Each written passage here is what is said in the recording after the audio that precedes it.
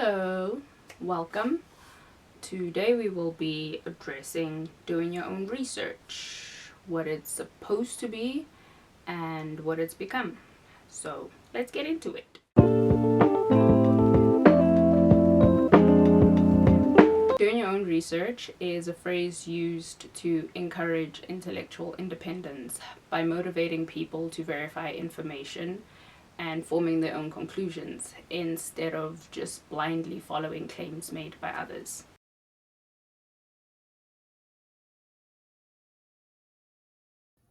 Where do we find the right information? Your first stop could be the library.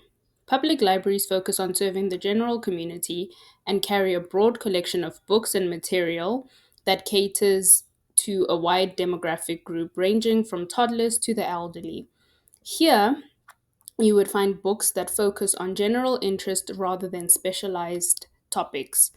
Academic libraries, on the other hand, are designed to support teaching and research, providing specialized academic resources to students and faculty members. Academic libraries provide access to textbooks, advanced databases, and peer reviewed journals. Health institutes provide information on diseases and outbreaks. In South Africa, the National Institute for Communicable Diseases, aka NICD, provides science based, up to date information and articles related to infectious diseases within the context of disease prevention on the African continent. On the World Health Organization website, you can find fact sheets on health topics affecting people globally.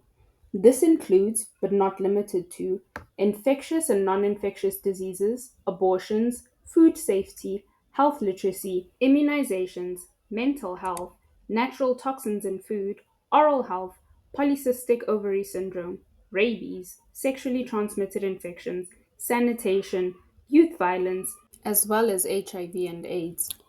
There are trustworthy experts on social media platforms such as Instagram, TikTok, and YouTube that provide science based information in their respective fields. Who's an expert?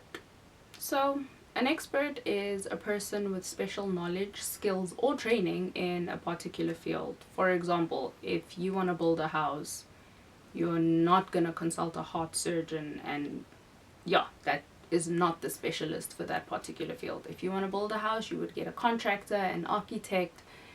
You could even get a plumber for the plumbing for your house. So, who's an expert in the medical field?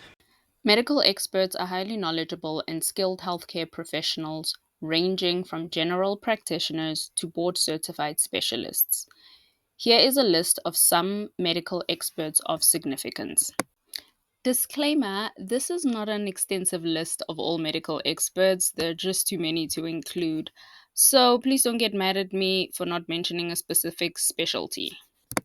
An endocrinologist is a medical doctor who specializes in diagnosing and treating conditions related to the endocrine system. The endocrine system is a network of organs and glands that produce hormones. Endocrinologists manage hormonal disorders affecting metabolism, growth, and reproduction.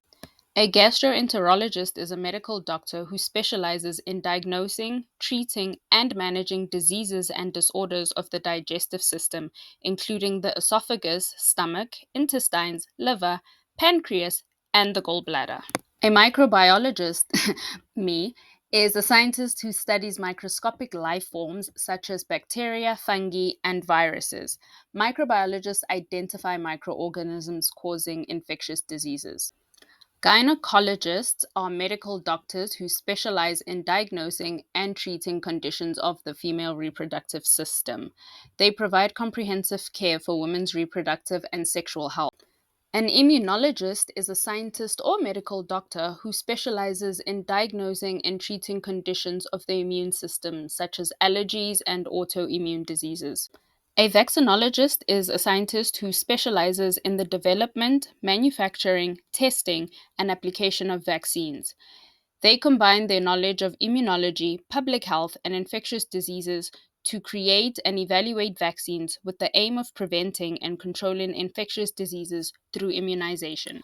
Oncologists are scientists or medical doctors who specialize in the diagnosis and treatment of cancer. There are several types of oncologists. For example, medical oncologists treat cancers using therapies such as chemotherapy, and pediatric oncologists focus on cancers affecting children. An epidemiologist is a scientist who studies the patterns and causes of diseases in groups of people.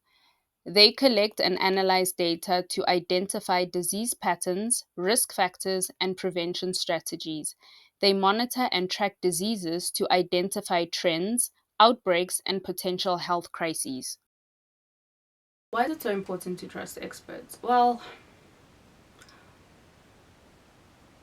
a lot of people have spent many years in their particular field. I can use myself as an example. I'm a microbiologist. I've done my undergraduate degree in microbiology, honors in microbiology, and my master's and PhD in medical microbiology.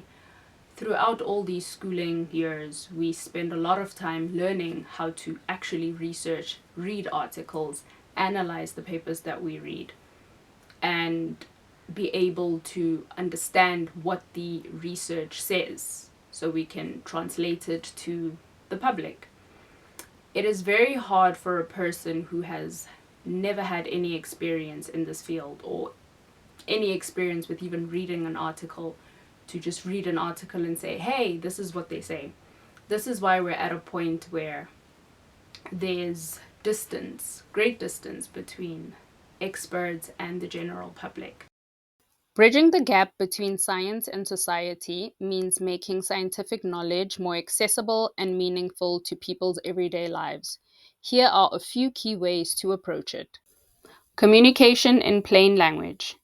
Scientists often use technical jargon that the general public does not understand, alienating them from the conversation. It's important that experts explain study findings into clear, everyday language that the general public can understand. Using analogies and visuals can make it easier to understand scientific concepts. Transparency and trust. It's important for scientists to be open about what science can and cannot say or do. People need to see how their health, environment, and future is impacted. Lack of transparency by the scientific community can result in loss of trust by the general public. Collaboration with communities. Scientists shouldn't only talk at the public, but learn to listen to their concerns, values, and lived experiences. And lastly, media responsibility. Journalists, educators, and policymakers act as bridges between scientific evidence and public understanding. They have a responsibility of reporting factual and evidence based information that is free of bias and misinformation. Thank you for joining me today. I hope you learned something. Until next time, bye.